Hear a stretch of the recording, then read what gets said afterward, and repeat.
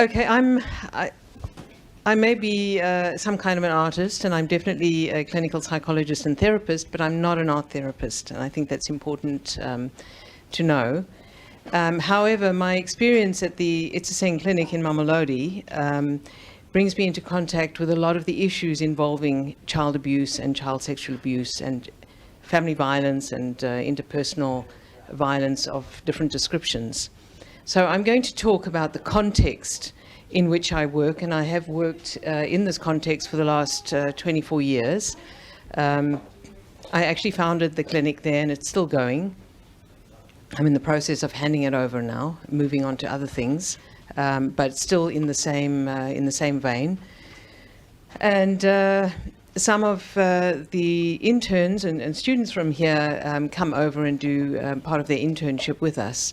So that is my connection now with the institute here. Let me not get tied up here.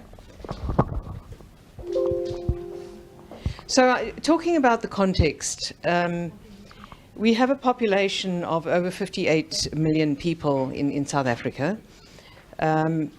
63% of the population is urban, and the median age is 26, just over 26 years. So we have a very young population, and the youth section is growing. I don't think that's going to change very much. It may increase the young population. So just over 79% declared themselves to be Black African. 9.2% of the population is white, 8.8% colored, and 2.6% Indian or Asian. Colored is a particular section of our population. I know that in some countries that is not a PC term, but in South Africa it has a very particular designation, and the colored people are very proud to be colored, and they have a culture of their own. They have their own language. Well, when I say their own language, most of them speak Afrikaans with a very distinct accent. They have their own culture, their own literature, their own art, and so on. So just to put that into some kind of a context. So I haven't, to keep the slides as simple as possible, I haven't littered them with references all over the place, but if anybody wants references, I can supply them. But every now and then I do refer to data that comes from a particular source, such as here, the WHO data in 2000 noted that the murder rate of women is more than 5 times the world average in South Africa. Greater proportions of women reported sexual offense and assault, and women feel unsafe walking in their neighborhoods alone, both during the day and when it is dark. These statistics are for South Africa, and it's probably similar in various parts of the world as well. But for instance, I would not walk on a public beach on my own. I would not. I can walk down to the shops on my own, no problem. But one has to always be careful as a woman where you go and what you do. And there are a lot of women. I'm probably considered quite radical in my approach. I drive around at night on my own and so on, but most women will not drive on their own after dark. Sorry? All over, everywhere. A high percentage of individuals think it's acceptable for a man to hit a woman if she argues with him. It's very common in South Africa. It's okay. He's allowed to do that. He's the boss. And I'm talking about across the board. I'm not just talking about particular sections of the population now. Family violence has always been an issue in South Africa, and there's a lot of research that's been done with family murders and family violence. It's often referred to as the rape capital of the world. It has the highest rate of rape in the world, supposedly. I know that these statistics are always difficult to pin down because of the reporting issues. But after having worked in the context in which I work, after a while, this was some years ago, and just after I first started working there, I became absolutely convinced that the majority of young women in South Africa, their first experience of sex was through rape. There's an estimation that a woman is raped every 26 to 36 seconds. some of the highest incidences of child and infant rape in the world in South Africa. It's quite common for babies to be raped. I'll talk a little bit more about that. According to the South African police records, children are victims of 41% of all rapes that are reported. The Medical Research Council and Tears Foundation have suggested that 50% of children will be abused before the age of 18. And in 2017, according to the South African police report, 9% of reported rape are 9 years old or younger, and I actually think it's much higher than that for all the reasons that surround the reporting of rape. According to child welfare groups, unreported incidents are probably 10 times, the actual incidents are probably 10 times higher than those that are reported. And the largest increase in attacks against children are children under 7.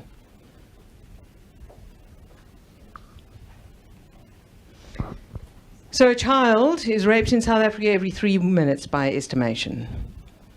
A third of the cases are committed by a family member or a close relative. Uncles, stepbrothers, grandfathers, even fathers, biological fathers. Numerous high-profile infant rapes recently in the news, requiring, after that, extensive reconstructive surgery to rebuild urinary, genital, abdominal, or tracheal systems. So some of these hit the news, especially when they are of that violent nature, but there's a lot that goes undisclosed. So infants as young as 8 months can be gang raped. There's a widespread myth that having sex with a virgin will cure a man of HIV. And this accounts for some of the sexual abuse and rape that we see with children, because the younger the child, the more guaranteed you can be that she is a virgin. And abusers are at times their fathers or providers. This is just some street art protesting this.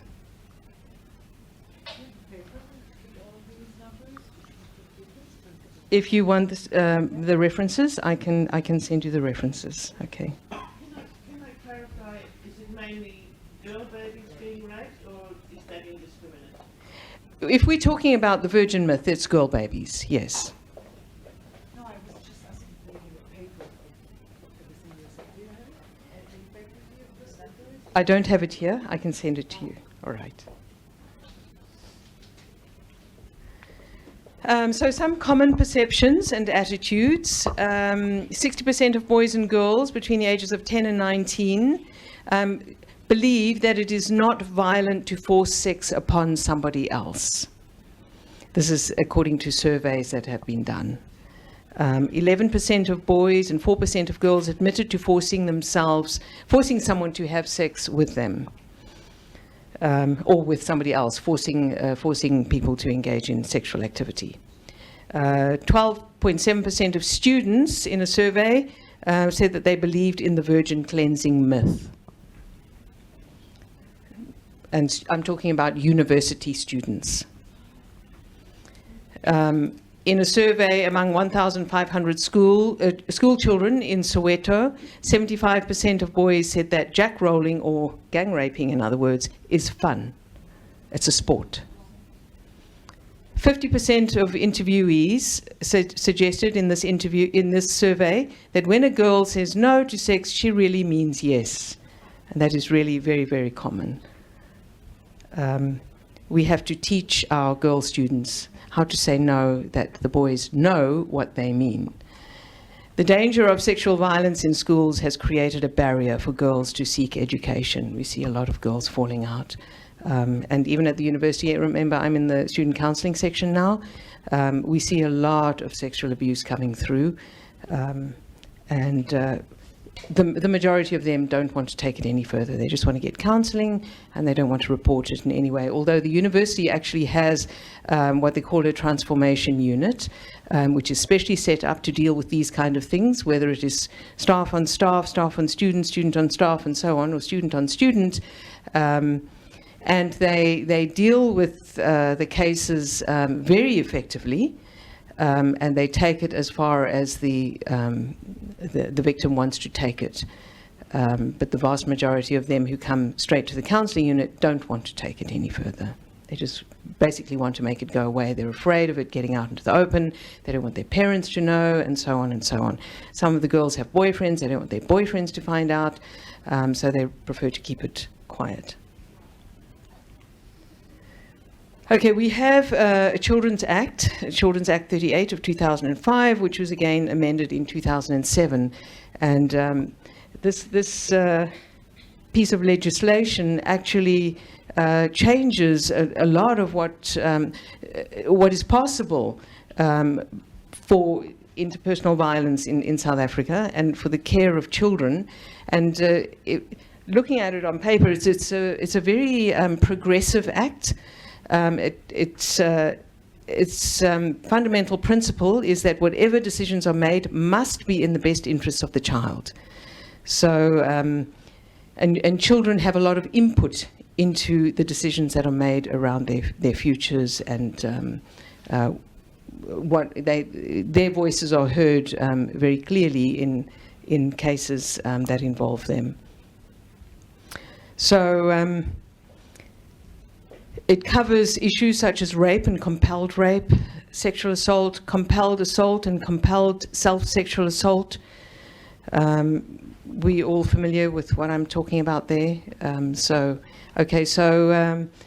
For instance, a young couple might be picked up by a gang on the street, and the boy will be forced to rape the girl in front of them, or they're forced into sexual acts that they don't want to do. So it's not necessarily them being acted on by the gangsters themselves. Or a father might be forced to rape his daughter, that sort of thing. Forced witness of sexual body parts, that's obviously children being exposed to the sex body parts of other people, child pornography, incest, bestiality, acts of necrophilia. It addresses sexual offences against children, including consensual sexual acts. Children who are coerced into sexual activity with an older person. In some sense, it can be said to be consensual, and the child will even protect the older person, but it's still addressed by this act. Sexual exploitation, exposure to pornography, forced witness of sexual acts, and sexual offences against the mentally disabled. It provides services for victims of sexual offences. So if we're talking about children in the context of the Children's Act, children are always sent for counselling, compulsory HIV testing of the alleged sexual offenders. So before the court case is even completed, the sexual offender must go, or the alleged sexual offender must go for HIV testing. And then, of course, the victim also will be tested for HIV and treated with preventative medication before we know what is actually happening, just to prevent that. And there's a national registry for sex offenders as well. Rape has also been redefined in our Sexual Offences Act. So it used to be penetration, a male on a woman, and it had to be vaginal. And now it is redefined as any act of sexual penetration without consent, and any act which causes penetration to any extent whatsoever by genital organs of one person into or beyond the genital organs, etc., etc. So any form of penetration, in other words, is now redefined as rape, which has a major influence on the outcome of these cases, because if previously, if it wasn't defined as rape, then often the perpetrator would not necessarily be punished in any particular way. Now they're all subject to the same law. Could I add? Yes. With the reference to animals, what context does that reference in the right? Is it, what are they trying to get at? What sort of animal behaviour is the sort that comes up there?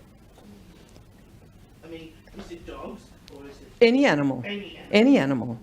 Any animal. Any animal, yes. You seem surprised, Well, confused. it suggests that this is a sort of a pervasive set of practices. In my culture, I suppose it would be seen as an extreme, rare, or relatively rare, it's known about. Yeah, yeah. But to have it in the legislation suggests that it's recognised as a prevalent practice involving animals in sexual behaviour with children.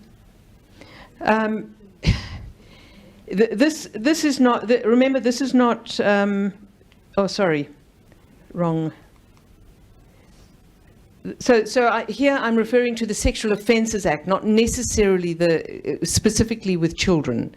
This is Sexual Offences Act, and it's not that rare.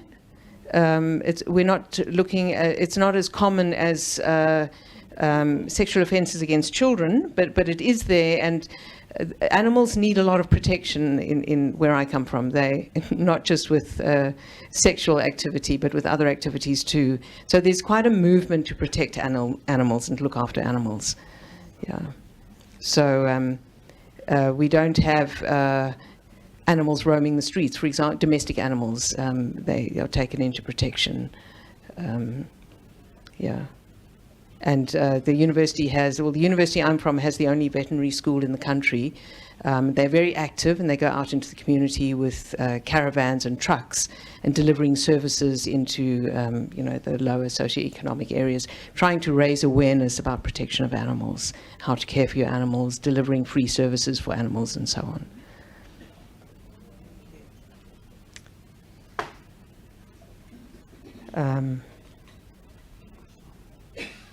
Okay, so over 40% of South African women will be raped in their lifetime, and only 1 in 4 rapes are reported, so 3 in 4 are not reported. And of course, that's just an estimation, could be higher than that. It's likely to be higher rather than lower. And only 14% of perpetrators of rape are convicted, and those are the ones who are reported. Lack of reporting is due to, and this is probably pretty common in most places, fearing of reprisal. So remember, most of the time the perpetrators are known, they're living in the area, so it's quite common for a young woman or a child, if we're talking about children, to have the perpetrator in the neighbourhood, and then they have to go on living in the neighbourhood, seeing the perpetrator on a daily basis, maybe walking to school, walking past the house, and so on. 9.6% cited that they felt the police would not be able to solve the crime, and this is very, very often the case. So the police are overwhelmed. There's a lot of negative reports about the police in South Africa and the work that they do. I'd like to take an opportunity just to defend them. There are problems in the police force, absolutely there are, but I think the majority of the police force really try and do what they can, but they are absolutely overwhelmed with the caseloads that they have. And unless there's been a murder, it's unlikely that something's going to be done. The case kind of gets left. Or it may take years and years and years, and then of course the victim's still walking around, the perpetrators in the area. So often they just choose not to do that. They'd rather deal with it on their own. And then of course the embarrassment, not just to themselves, we're talking about embarrassment to the families. The families are shamed and humiliated by this. And I'll mention that a little bit later. So this is just something I picked up out of one of the journals that I was reading. By day, she dances through the 2-room house like any other child, hides her face in her hands and peers gleefully through her fingers. But at night, only the bedroom light can keep the bad man from creeping into her dreams. Sinazo is 8 years old, and doctors say she is so damaged inside that she will never have children. Her mother prompts her gently, and the words come rushing out. "He stripped my dress and my underwear," Sinazo says. "That man, he stripped himself, then he raped me." Sinazo's story is just one in a surge in reports of rapes of children and infants that has shaken South Africa.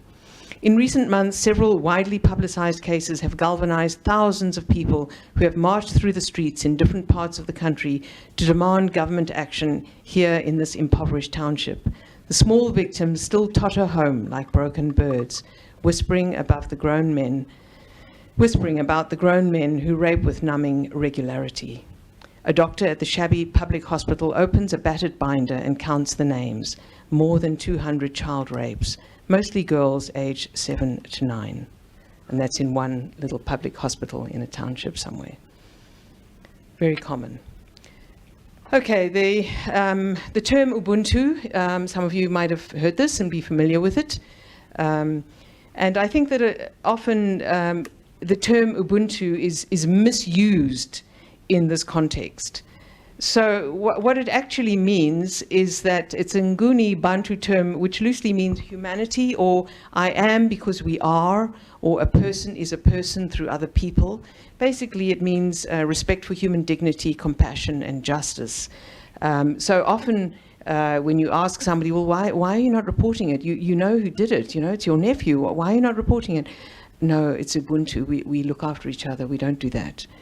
So we keep it quiet and we'll deal with it among ourselves. We won't even tell the parents of the older boy and so on. And I think that is a misuse of the idea of Ubuntu, because Ubuntu in itself is a humanitarian term. It's not about protecting people in this sense. There are a lot of myths. This is Southern Africa. It's a Southern Africa term. They may have other terms elsewhere, but this is a Southern African term. Okay. Some of the myths that I've spoken about, the virgin cleansing myth, which is widespread and widely held. And even if one has doubts about it, if a person has doubts about it, the moment they find out that they're HIV positive, the way they think about things changes. They'll do anything to get rid of this. The idea that there's a masculine entitlement to instant gratification is very common. So it's almost as if a man will be harmed if he has a desire and he doesn't satisfy it immediately. Women and girls are seen as possessions. These are common. Not everybody obviously subscribes to this, but this is common. There's an acceptance of multiple partners. So polygamy is legal in South Africa. So it is very common for men and young boys to have multiple partners. And very often, so when it's polygamy, they know about each other. But often, if they don't marry the other people, it's done quietly. So they'll have multiple girlfriends who won't necessarily know about each other, they may suspect. But even when they suspect, there's a kind of acceptance of it, because this is what people do. I have 4 minutes. Okay, thank you. So we have one of the highest rates of HIV in the world. There's an NGO in Johannesburg which is a place of for child protection. So orphaned and children who've been abused in some way go there. And there used to be one major door in and out, but a little while ago they had to change that because they were carrying the coffins out through the playrooms where the other children were, and it was becoming traumatizing. So now they changed it and they opened up an exit at the back. They carry the coffins out through the back now, dying of AIDS-related illnesses. This is the picture here is of a primary school in Mamelodi. I just thought it was quite interesting. You see the barbed wire all over the fence around the school and the adverts to HIV/AIDS on the walls of a primary school. So the last part of what I wanted to talk about is really looking at it as a social phenomenon, as a community phenomenon, and obviously a lot of the factors are rooted in our history. I thought you said we could go on for as long as we liked. Only applied to you. All right, sorry. I'm sorry. No. So, yeah, obviously a lot of the problems that we have, the social problems, have their roots in our history. But my point that I'm trying to make is that I really think that a lot of the issues that we need to deal with should be we can't deal with them either at a political level or at a social work level or even a public health level. We need to work within the community at a community level, at a social level. Creating awareness, giving people options of how to behave, and we can't just take every case to court. It's not going to solve anything. Not to say that we shouldn't be taking cases to court. We must go on with this. This is also quite interesting. It's a phenomenon that is widespread at the moment. In fact, while I am here, we're having an event at the university to talk to the students about this. Because it's really become a problem. Students come to study at university, and sometimes they literally arrive on their first day with a suitcase and nothing else and no money. And especially now that education has been opened up, free education, but that's only for the tuition fees. So it takes a lot more than the tuition fees to get through university. So schoolgirls and university students are particularly vulnerable. But it happens elsewhere as well, that the blesser-blessee phenomenon is a transactional, transgenerational relationship, sexual relationship. It's similar to the sugar daddy type relationship, but it's there's even a certain status involved for a young girl. I've got a blesser, so he looks after me. He gives me money, he takes me out, he buys me clothes, he buys my drinks for me, and there's actually a bit of a status around that now, which makes it more problematic, because then it's more difficult to tackle. I've spoken about the Children's Act, and then I just mentioned some cases where the child herself, and it's often the girl child, who will be blamed for her own rape. And she's expected to keep quiet about it, and what was she doing, and she needs to take responsibility for being raped.